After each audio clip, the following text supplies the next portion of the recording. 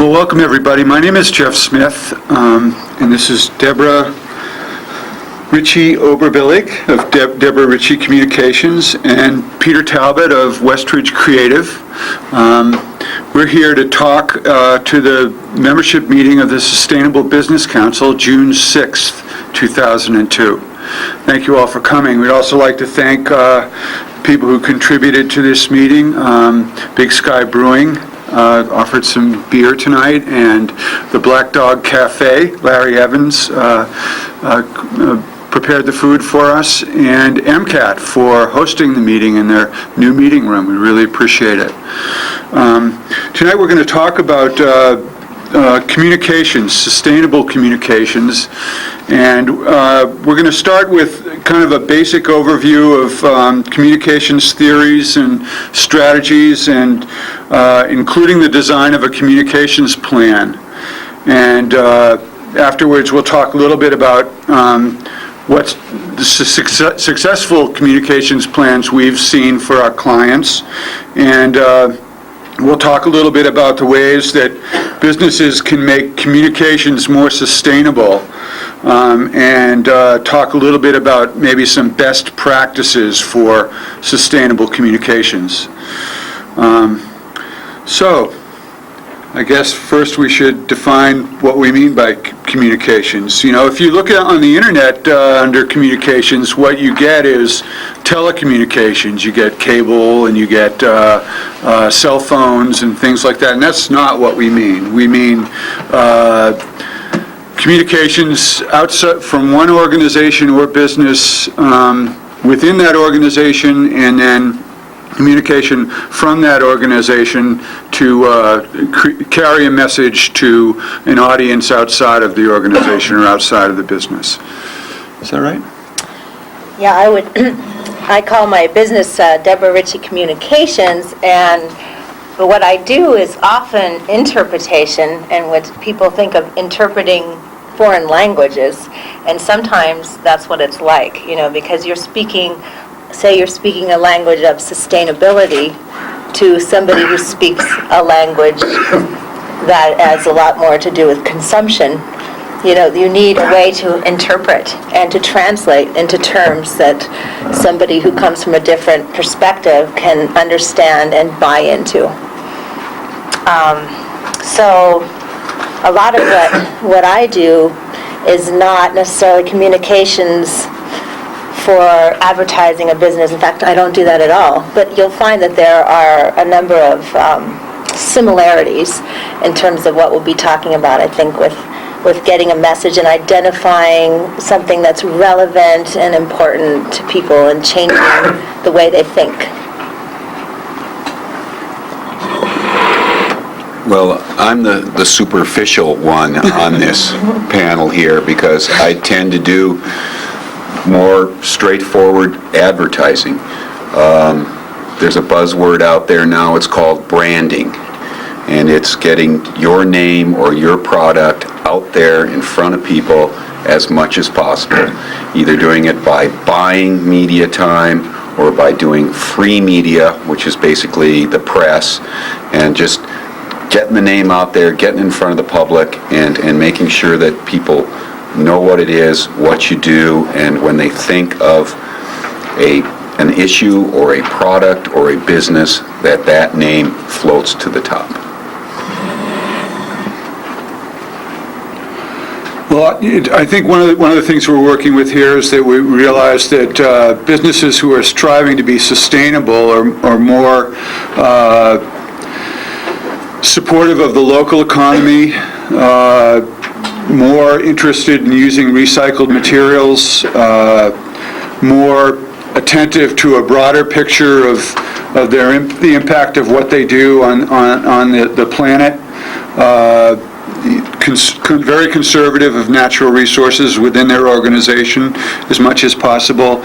Well, they often face a special challenge because they are competing with businesses that are highly capitalized, often national in scope, often not very attentive to the very things that businesses that are sustainable are attentive to. And that makes an intelligible communication strategy even more important.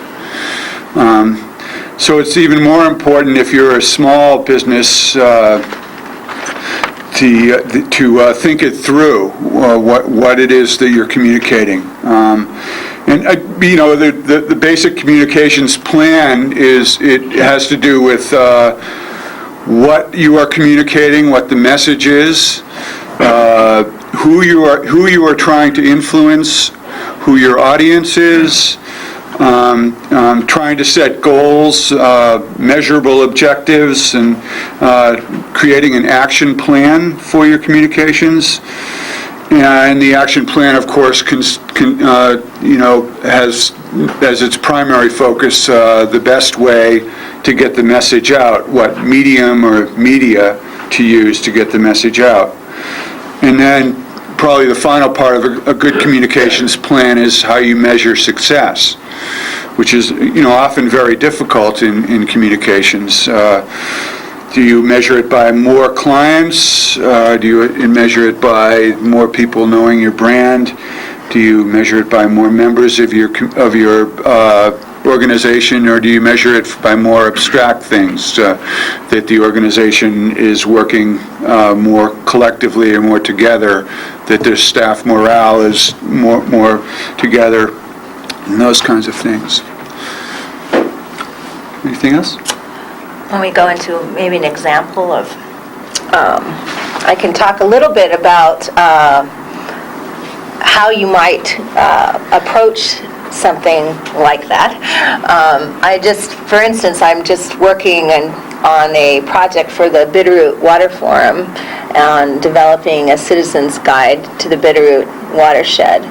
As part of that process, working with this group in the Bitterroots, we talked about right away, what is the need? Why do this guide at all? Saying, why do you want to do this in the first place? Because the Bitterroot's growing too fast, and we're afraid that the watershed's going to suffer unless people understand more about it. Okay, so you want this to be a tool that is going to reach people. Well, who do you want it to reach? Well, we want it to reach. Then you think of a primary audience. Most of the time, you have more than one audience that you're trying to reach with whatever you're trying to get that message across. In this particular example, the newcomers coming into the Bitterroot Valley are a huge number. Like last year, there were, I think it was like 1,234 people, exactly, who moved to the Bitterroot Valley, newcomers. 90 of them were actually born in the state, but that's a heck of a lot of people who are brand new. And that's just in 1 year. And they, of course, have this 44% growth rate going on in the Bitterroot Valley. So in order to reach, when they're thinking about this publication, we're saying, okay, the primary audience has got to be the people new to the valley, because they're the ones that need basic information about what's the aquifer like, and how do water rights work, and what's the septic system, where's it all going, that kind of thing. So we identified that audience. Then you want to develop. Then I help them say, we want to have one takeaway message. This is going to be a publication that may be 40 pages long, with graphics and that kind of thing, that they hope to go out to every single person moving to the valley and people who live there now. But you want everyone to have one takeaway message, which is, if you're going to live in the Bitterroot Valley, you appreciate both the fact that it's a kind of a piece of paradise there, but that in order to share that, you have to shoulder the responsibility of taking care of the watershed. And then, you prove it throughout here, throughout the document. You sort of have to prove your premise, I suppose, is what you do. And so you always want to have this sort of takeaway message. That's something I think about all the time when I do communications plans is, what is, and every part of what you do has a takeaway message. You have this overriding umbrella of a message that I want to get across, and then everything you do, whether it's an ad or a brochure or a personal interaction, is one piece of that. Here's another way to sort of articulate that message and prove it to people. So in terms of going on with this publication, you develop then some specific objectives you want to accomplish. And something that works really well for me is this know, feel, do, an emotional objective, which I always find is actually one of the best. How do you want somebody to feel about something? Whether it's, whether you want to, how people feel about open space in the community, how do they want to feel about the Bitterroot watershed. Also, you want sort of the hard fact side of things, what's some really critical hard fact information that they need to know, the statistics to back it up. So that's your know objective, your knowledge objective, feel objective. And then do, always connecting it with some action that you want people to do as a result. So at the Bitterroot, you want to know the facts of the impacts and the growth, but you want to feel maybe an urgency of making some changes to keep this place intact. And then do, you're going to have some specific ideas of here's one thing as an individual that I'm going to be able to do to make a difference today, whether it's something simple like stopping buying phosphate laundry detergent, to something major like getting involved in restoration. And then you decide in a communication plan, you decide, and in any kind of publication is a plan, I guess, on the activities. What are the most effective means that you're going to use? What's the outreach? And then you go ahead and you do it. Do the whole thing. And I guess the only other things that I would add is that if you have a chance, as you're working on it, and you really should try to do this, you want to sort of test out your strategy and your theme on your intended audience to make sure it's working and you're really communicating with them. Because sometimes you think people are going to get it because you only talk to people who think like you do. And so you really need to make sure that you've tried it out on somebody maybe very unlikely and see what their reaction is. And then as Jeff said, you've got to find a way to measure success afterwards, whether it's in more clients or a change in behavior. The one example I wanted to include, and then I'll turn this over to Pete, and it doesn't have anything to do with the watershed, but shows how this was, I thought, a great example of how success can be measured. And it was the problem that was happening, I believe it was in the San Diego Zoo, where the people were they were tossing coins into the seal pool. And there were all these signs saying, this is really bad for the seals, please don't throw the coins in the water. And guess what? People were still throwing the coins in the water. Until Sammy, the seal, died from ingesting coins. So what'd they do? They stuffed Sammy the seal. They put him right there where people saw him when they walked in. They put a pile of coins in the exhibit, and there was like, Sammy the seal died from the coins that were thrown in the pool. Guess what? They have never had another problem there. So, you have to, the message I want to leave you with is you find something that pulls at people's heartstrings that really moves them to support what you're doing. To make a change. Well, I'm just going to back up a little bit here, because when I look out in the audience, I see a number of people that are involved in just what we're talking about. I see people in the environmental community that are working with the press day in and day out. I see graphic artists and marketing people and everything else. So, at this point, if there are any comments, questions, please, shoot a hand up. We'll get a mic out to you. If you have anything to add or a question or something like that, please do, because there's as much experience out there in the audience as there is behind this table, I think. What I think I'll quickly talk about here is free media, because I don't see a lot of retail out there. If there's somebody in retail that wants some insights into co-op buying or what sort of medium to go into or targeting your market, maybe we can talk about that a little bit later. But for folks with a limited budget, I think that free media is the way to go. And when I say free media, that basically means the press. That basically means TV, radio, and print mediums.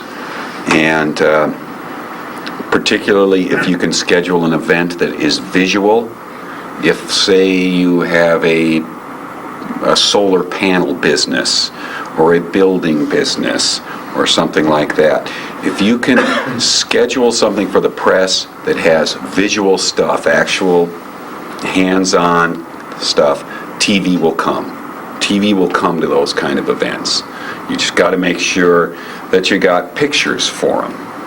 And, you know, you can kind of get the copy out to them ahead of time, give them what the message is, but have some nice pictures for them and tell them when those pictures are going to happen, because they tend to kind of show up around the visuals. And they'll blow in for 10 minutes and then go out again. So make sure that when they're going to be there, you've got something happening, and there's a good chance it'll be on the news that night. The other thing, and we were talking about this earlier, is make it easy for them. For the print, for radio or TV, make it really, really easy. For example, if you're doing a press release on some activity, environmental, business, not only do you type out the press release, you find out who the reporter is, you find out what program they're working on their computer, and you give them a floppy disk or a CD or something of the press release too. The easier it is for them, the better the chance is that they're going to put it in the paper. I've been amazed at using that. I've been amazed at how frequently I'll see copy that has originated at an advertising agency or a marketing firm show up verbatim in a publication if it's done easy. Same with radio, for example. And this means now we're talking about a little bit of a budget, but if you're doing radio, if you can supply them with a CD or an audio cassette with quotes and with sound bites, basically interviews, and some natural sound background stuff, they're going to be more likely to use it.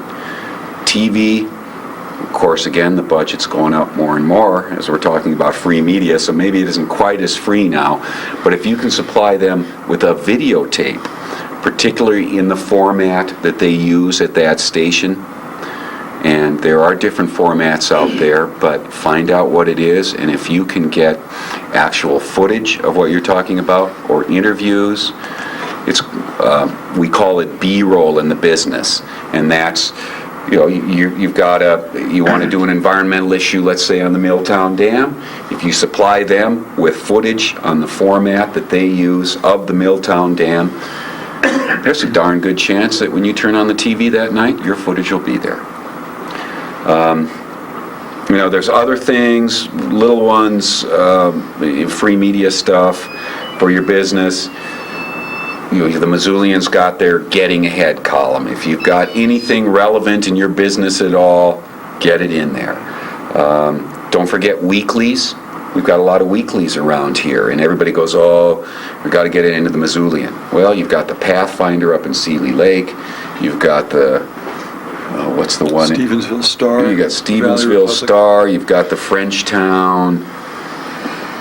That paper. It's in French anyway.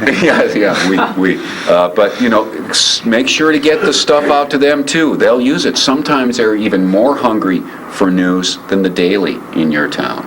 And because we are sort of a marketing center here, people come in from the Bitterroot and from Frenchtown and Clinton and Seeley Lake. So try to get your message into those weeklies. The Independent, keep that in mind. And I think that'll help grow the business, and you won't have to spend a lot of money. If you can particularly if you can tie in the free media stuff with paid media.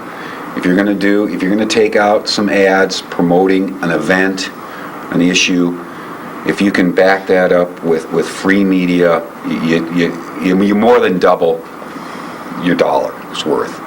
Triple it. Free media sometimes is more effective than the 30-second commercials you buy or the 2x4 column display ad that's in the Missoulian. I'll just add some experiences that I've had. I'm a book publisher. I run a company called Historic Montana Publishing, and I got talked into a little while ago publishing a book of poetry. A friend of mine had a book of poetry ready to go, and I said, well, why don't we publish it ourselves, and he said, okay. So we kind of got off the track from the nonfiction work, history books that I had been publishing, and published this book of poetry, and I had no clue about how to market a book of poetry. But a couple things stood out. One was that this person had been raised in eastern Montana in the Badlands, and most of his work, he'd left and got a college education and ended up being in Vietnam for a year as an officer in Vietnam, and then came back here and got an advanced degree in counseling and counseled Vietnam vets for 13 years through a storefront vet center in Missoula. And so the poetry ran all the way through that, and one of the themes was the failure of the family farm. That he knew as a child, even as the oldest boy in this family, that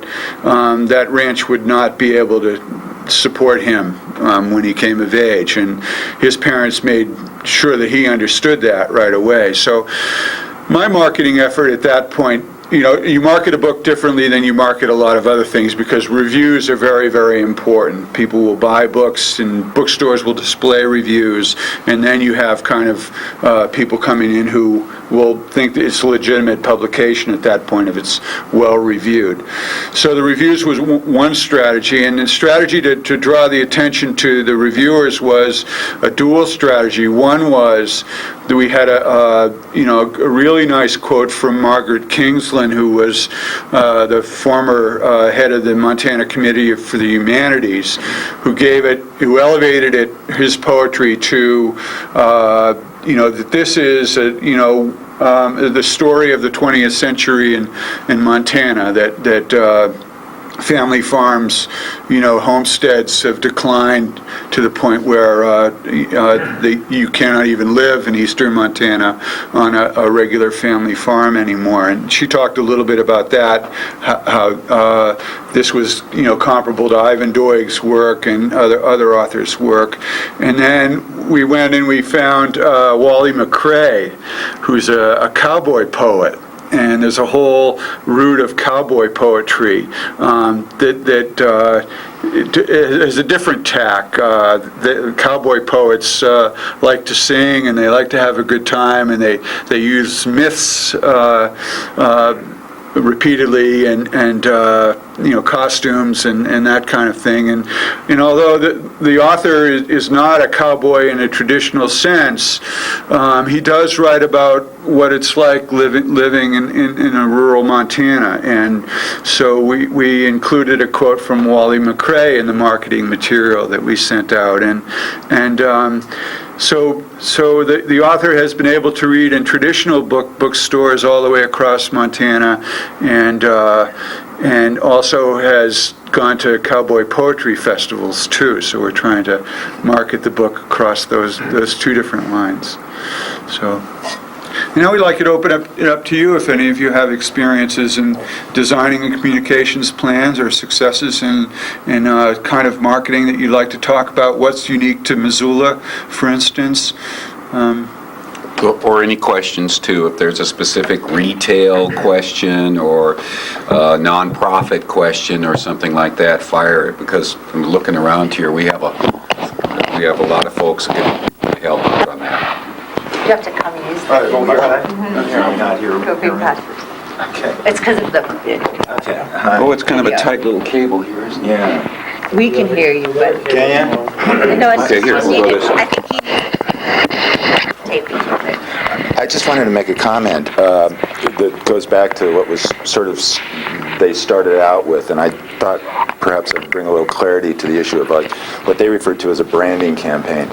and I'm sort of speaking specifically to our organization here, Sustainable Business Council. I think it's worthy of us as an organization to think in these kinds of terms, but if you have individual businesses or organizations, it's pretty much the same issue applies. And the question really isn't whether you have an image campaign going or not, because whether you like it or not, you do have one going. The question is really whether you're going to take responsibility for it. Everything you do in the community, the way you operate your business, the way this very meeting is being conducted is evoking an image, okay? And so as an organization, Sustainable Business, or as your own organizations and businesses, the question is really are you going to take responsibility for it? And spend time and energy, critical thinking, perhaps even spending money in terms of communicating to the communities at large the image and the information that you want to get across. But I thought that's a distinction maybe worth making. You know, it's happening whether you like it or not. And if you're not actively involved in that image campaign, more than likely your image in the community is not in your control. It's sort of pretty much helter-skelter out there. You know, so I thought that was perhaps worth considering. You pass it over to Oh, sure. I don't know if there's enough slack there or not. Yeah. We'll give it a try. So I want to interrupt Pete. Did you have something you were going to interject? Please do. Well, the other thing in just talking about messages that at the Clark Fork Coalition where I work, we really try to focus on is keeping it incredibly simple. It just has to be simple and it has to be redundant. You have to say it over and over and over. I guess that gets at what Deborah was talking about with takeaways. That's just so important. And at the coalition, we've also, since we're an environmental group and the press does really like to feed on conflict between environmentalists versus fill in the blank, we try to keep our message really positive too. So simple and positive and redundant kind of are our MOs, and we've done that with several campaigns. With our campaign to try and stop this gold mine up the Blackfoot, it was Blackfoot more precious than gold. And with Milltown Dam, it's remove the dam, restore the river. So trying to keep things really on a kind of a positive note. And with respect to getting your name out and being tenacious and dogged with the press, we've discovered that we just come up with a plan maybe 12 months out and line up things that we want to do every month so that we are feeding something to the press once a month, either some event or some sort of letter or a report or a study or something. And then we've discovered that once you've got one thing planned, it just sort of is this domino effect, and other little things bubble to the surface. So we're just sort of opportunists. Anything that happens, we think, is this a press hit? Well, Karen, you might elaborate a little bit. Karen and I were talking earlier about this, the importance of making something newsworthy and finding a hook where you can, and that you'll be much more likely to be picked up as a story. Yeah, I think that's true. On that as an example, maybe. Yeah. Well, and actually, there's something that's happening right now, which is a couple new billboards that just went up. And, you know, that's paid advertising, of course, and internally we were really torn about whether or not to jump into billboard campaigns, but we've decided it's just critical that we get people's attention on the Milltown Dam issue, and we'll do it any way that we can. But we discovered with our first round of billboards, they were fairly provocative and somewhat cheeky, as the Missoulian called them, so we started getting press on it. So we just put up 2 more billboards and decided, let's issue a press release about it. And sure enough, Sherry Devlin calls up, but we haven't had the interview yet. But she wants to hear about it, and part of it, though, is the fact that the billboard says, it shows a picture of the 1908 flood over Milltown Dam, and it says, warning, history repeats itself. So we were able to we held this particular billboard and this message until June 5th, which was the date 94 years ago when the 1908 flood peaked, and the operators at Milltown Dam had to blow up the southern portion of it to keep the whole structure from going into the river. But, you know, if we didn't have that sort of tie-in to something relevant and something that people might be thinking of with high water, it might not have been likely to pull in a phone call. 1908 was the year that the Higgins Street Bridge went down, too, right? Yeah, same flood. And the first story of the Wilma building was flooded. Yeah, that's true. Yeah.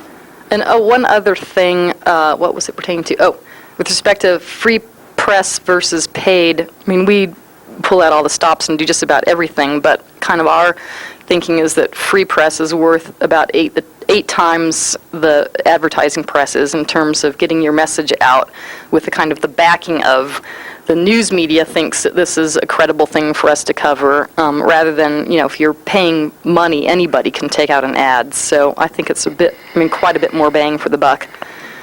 Just one other thing I wanted to add, since we're talking about media, I worked with a campaign called Teaming with Wildlife, where we were a national wildlife funding campaign, and one of the ways that we found really effective for getting your message out was through the op-ed opinion pages. And also, of course, on a national campaign, we were able to get on some syndicated ones where we would ghostwrite, usually for somebody who had something to say, and it would get carried out, across the country. And so that's a way where you can get your exact message just the way you want it.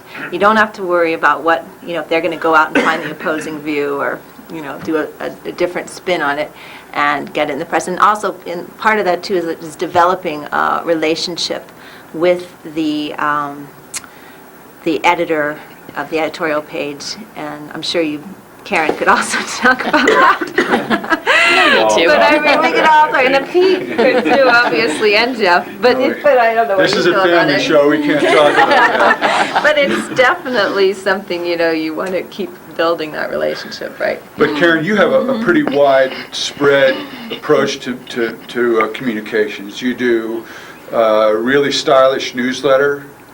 You have email listserv that goes out to all of your members. The email listserv goes out to all those who want to subscribe. We've made it voluntary.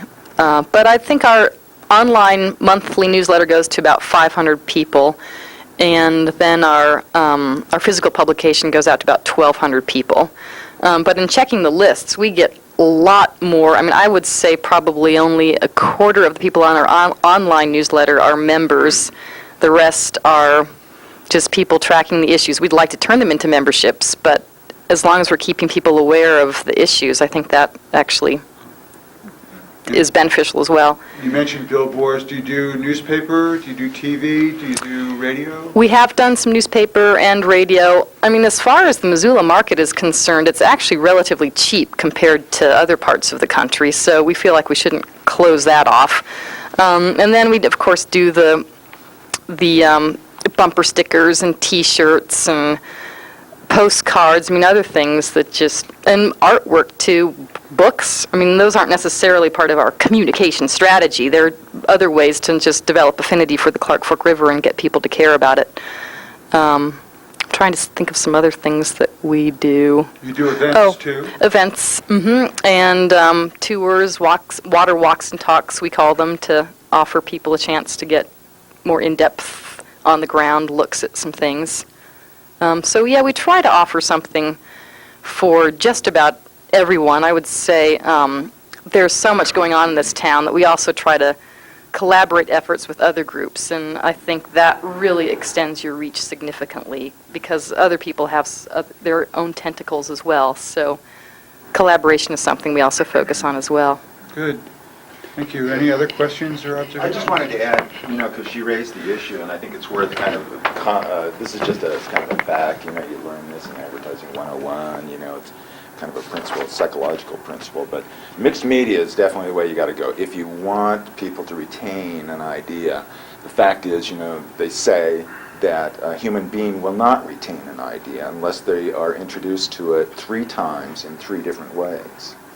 So the fact is, if you run an ad one time, you can kind of flush it, unless it's a very dramatic event ad.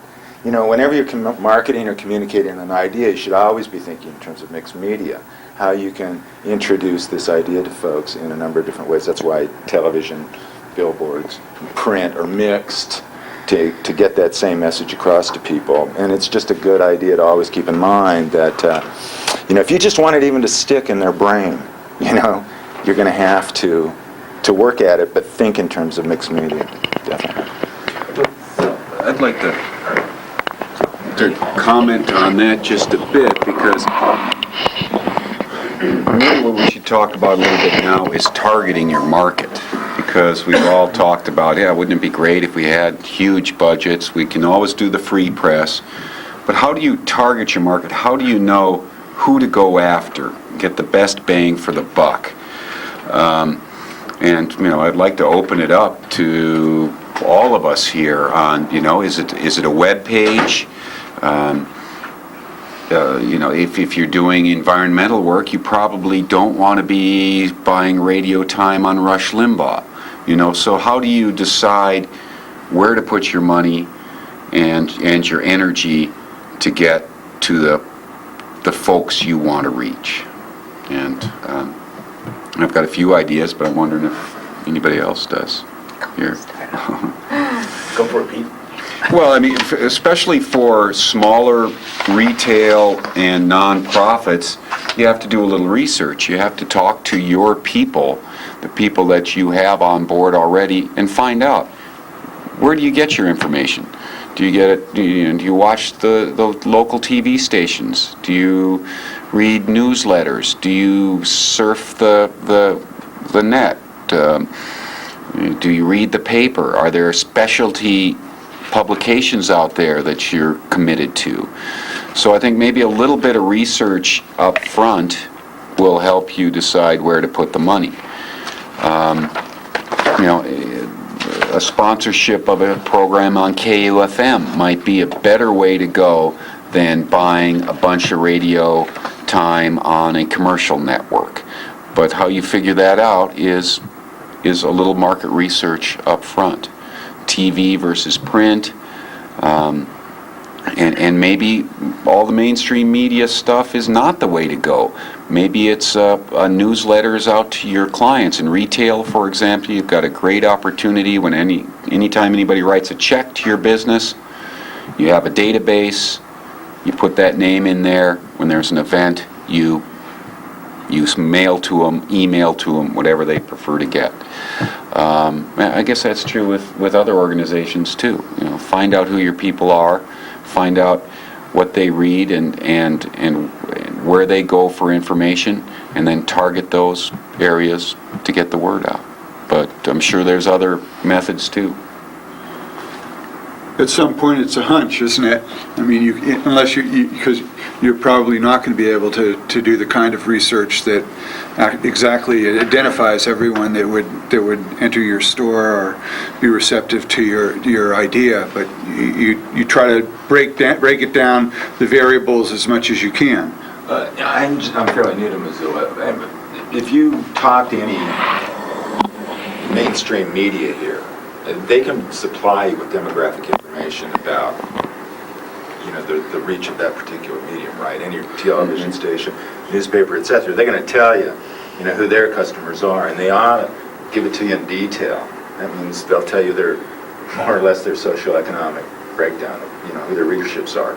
And beyond that, too, you can identify them vis-a-vis area codes and things. I don't know if that comes into play here so much, but if you're looking at direct mail, for example, you can really target groups vis-a-vis that technique. And targeting, getting very specific with target audiences is great because, who you're talking to. But I think you can request information from the media sources here in town, anybody who's and you can get that information, and that can help you make your decisions as you juxtapose that with the research that you absolutely have to do, whether you like it or not. In order to make your money go, you've got to do that. It's a little bit tricky in Missoula and in western Montana because a lot of times the national measuring firms use a different standard that can't track as well as it should in our limited population base.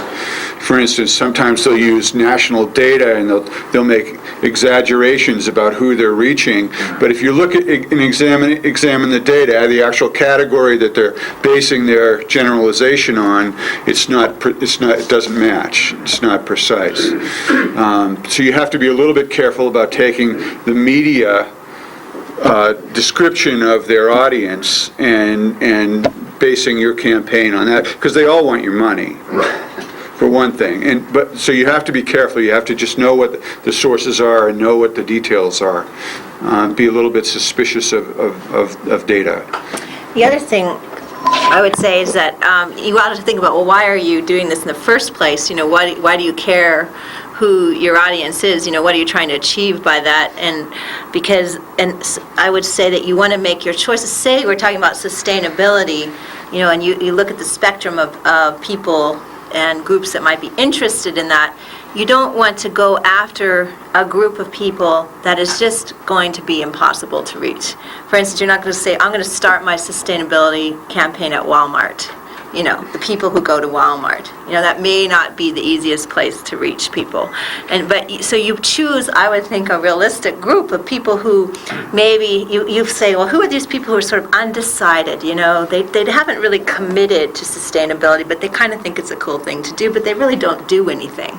So how do you find those people and then make the message to those people relevant to something they do, so that they can say, gee, are you, if they're saying you're going to target, I'll just make this up, people who drive their kids all over town to soccer games and baseball games and art lessons and whatever, and your campaign is to get them to drive less. But you think, this is maybe a realistic group of people because they're well educated, they kind of know that maybe they shouldn't be driving that much, but they do it because it's so convenient.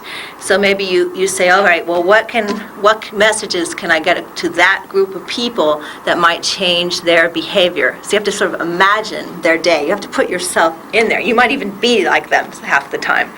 And then, every now and then, and you say, all right, so, what could I do personally, that's going to reduce my need to drive all over town, how easy is it to use the bus line? How easy is it to bike? So that when you develop your message, it's going to make sense to them, and they're going to go, oh, I could do that. That's something I could do. But you don't choose somebody who's going to, or a group of people maybe who would be just completely unreceptive. I mean, you hope at some point that they will be. So I do that all the time in my work, and it's part of that message development, I think, is this whole idea of relevance, and even in your writing, using some analogies that are going to mean something to somebody individually in their own life and something that they do. So that's an important point to always think about, is this idea of relevance, and also not taking on something that's just not achievable, I think. Every now and then I get asked to do fairly unachievable things. For instance, I wrote an interpretive plan for Havasu National Wildlife Refuge, where their primary goal was to try, through interpretation and education, to deal with a horrendous problem they have on the Colorado River on the border of Arizona and California, where they have thousands upon thousands of motorboats that come out there on jet skis every weekend from Los Angeles. They have, in the middle of a wildlife refuge, they have huge parties, terrible enforcement problems. They said, can you come in and change these people's behavior with some education? I'm trying, and we're working on it. I'm like, okay, so you think, okay, what do these people identify with? Well, they identify with going really fast. They go really fast. So I'm like, okay, what else goes really fast? Peregrine falcons happen to nest in this canyon. Peregrine falcons are wicked fast. I mean, they can do a 200-mile-per-hour dive, all right? So I'm like, okay, maybe we can get these people turned on to peregrine falcons, at least a few of them, so they'll start thinking there's something else going on in that refuge. And then the other thing, it's I don't think most of the people there realize that the Colorado River is such a lifeblood for themselves, that, that's the only reason there's development and people living out there, is the source of water. So how can you connect? I'll let you know if I have any luck on that one. I have a question. You guys have focused quite a bit on the economic part of the message. How do you get the message across to the consumer? And I appreciate that a lot. But I also see a lot of things when I look at the communications industry that kind of scare me, like mass mailings of paper that we may or may not need to use. What trends do you see when we start talking about sustainability? What trends do you see in the future that will make the actual industry, the communications industry itself, and presumably our advertisers and our marketers here, the small businesses here, what kinds of things would you be looking for that would be potentially more sustainable? We've talked about economic sustainability so far, the environmental, the social things. I mean, there's some issues on both of those sides with regards to communications. What kind of things do you see coming up? And if we were a small business who really wanted to try and use sustainable communications, economic, environmental, and social, how do we do that? What are our choices? Joel, could you hear that? Do I need to repeat it? I think you could summarize, it'd be okay. The question was, we've talked a lot about using the media that's established right now in Missoula, but what trends do we see that kind of lend themselves to making communications more sustainable? What do we see out there that conserve resources rather than use resources? Is that basically the question? Well, they say that the internet has had a tremendous effect on energy use. That energy use has declined since the use of electronic communications. So that's one rule of thumb, that if you can use an electronic means of communications as opposed to a direct mail that spreads paper all over the place. Now, there's some statistics out there that are really frightening, that the U.S. consumes 90 million tons of paper each year. The average American now uses 700 pounds of paper a year. That's double our rate from 1960. Our paper consumption is equal to 12,000 square miles of forest each year. There's 12 million tons of waste paper each year. A third of the municipal solid waste dumps are waste paper. That's a really good question. 80% of the landfills have closed since 1978 because they've been full or at capacity. So using electronic media is important. One of the philosophies of the Sustainable Business Council is to communicate as much as possible through email and through electronic communications. This is why Jeff said we didn't have to bring any handouts. Thank you. And, You send you a PDF file. Contact us by email. They say that only 3% of the United States' electricity consumption comes from office work, from computers and printers and the stuff that we use within our offices. And they actually saw, even though the economy was growing at a greater rate in the later 90s through the new economy, the quote, new economy, the computer-driven economy, energy consumption declined. Well, the rate of energy consumption declined during that period of time. It didn't stabilize. It still grew at, I think, 1 or 1.2% a year. But compared to the early 90s, where energy consumption was growing at 2 and 3%, there was a decline, even though the economy was expanding. And some economists have attributed that to more people using computers and electronic communications. So use electronic communications. Don't overprint. That if you're going to print paper, gauge how many you're going to need as carefully as you can, so you don't have boxes and boxes of waste paper to throw out afterwards. Before you print, even in the audience, even in the office, spell check, and look at the print preview, so that you don't waste that piece of paper. You wait until you've got everything ready, and then you print. Another technique is to route a document around your office rather than print out separate documents for each person in your office. Put a routing slip around it. Is that the same as a routing? Yeah, routing. Sorry. And talk about buying a copy machine that copies on both sides. They've been around for more than 30 years, but they're still a relatively minor part of the market for copy machines these days. use envelopes more than once. You can get off junk mail lists by writing the Direct Marketing Association in New York. I don't know how many have done that, but there's another possibility there. So use less paper and recycle. They say that recycled paper takes only a third of the energy of virgin paper to create.